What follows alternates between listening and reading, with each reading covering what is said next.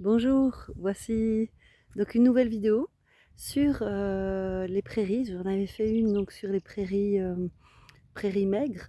Maintenant, je vais vous montrer une prairie déjà beaucoup moins maigre et surtout une prairie qui a été semée.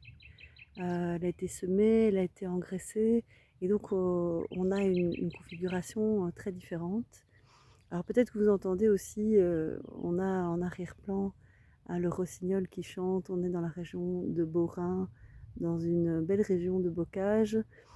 Et donc ici, une prairie, donc voilà le rossignol, une prairie qui a été amendée et qui a été semée.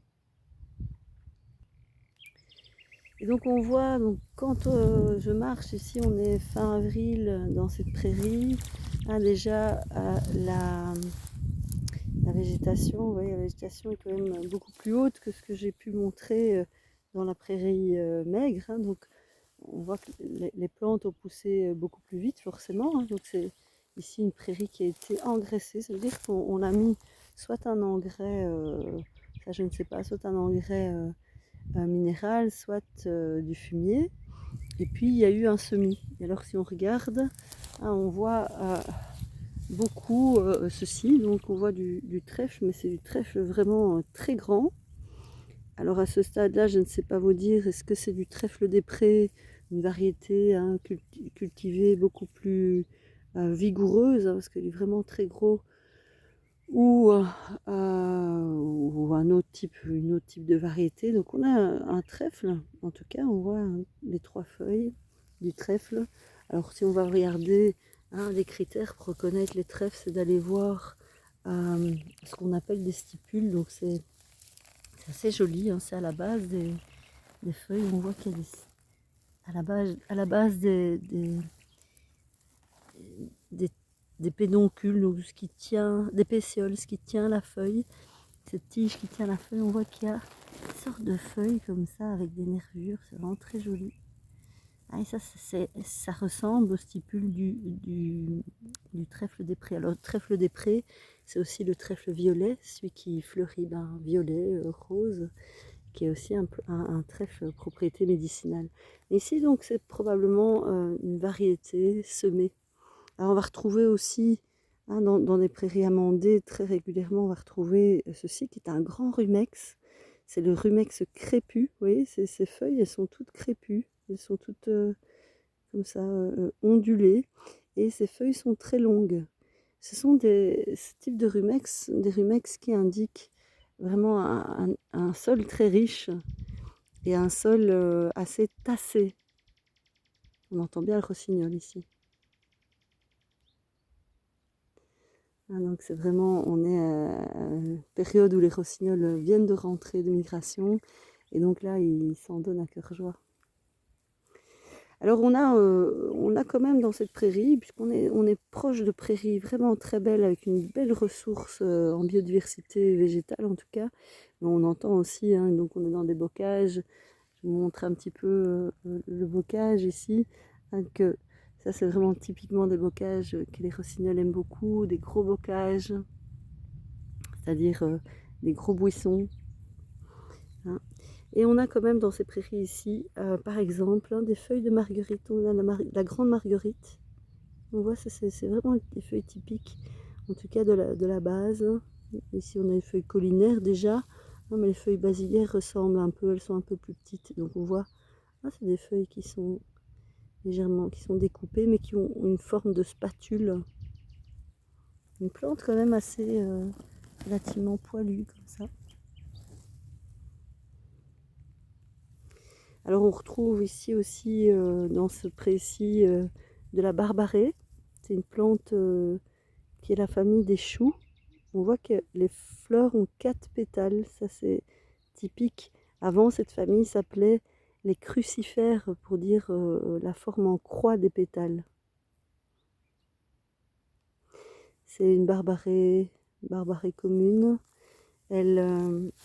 Les barbarées, c'est assez particulier, c'est assez facile à reconnaître dans cette famille, en tout cas, la famille des crucifères, parce que elle a la feuille, je vais vous montrer vraiment une feuille bien luisante. Les feuilles luisent complètement. très luisant.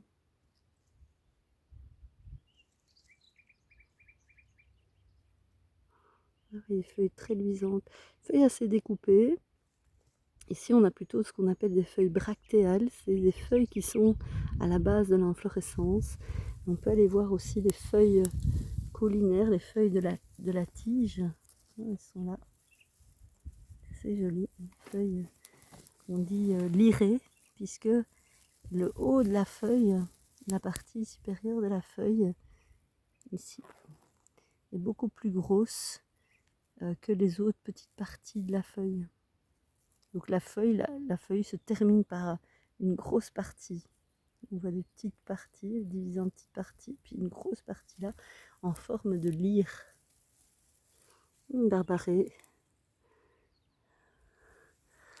Alors si on continue dans ce pré, donc qui est assez, c'est un pré de fauche, hein, qui est assez donc beaucoup d'espèces, peu d'espèces plutôt, mais une grosse quantité de matière, hein, surtout ça qui est recherché pour pouvoir donner au bétail une grosse quantité d'aliments. On voit ici qu'il y a une matricaire. Ah, mais c'est une matricaire ici qui n'est pas une matricaire odorante, c'est une matricaire inodore, donc qui n'a pas ces vertus médicinales des autres matricaires. C'est assez facile. Les matricaires camomille, matricaires, celles qu'on utilise médicinalement, elles ont une odeur très forte, celles-ci pas du tout. Mais en général, les matricaires, elles ont des feuilles très très très découpées comme ça. Ça, c'est typiquement une plante qu'on va retrouver dans les friches. Ça porte maintenant un autre nom que je ne vais pas vous dire parce que c'est un nom un peu à coucher dehors. Donc on va rester sur une matricaire inodore.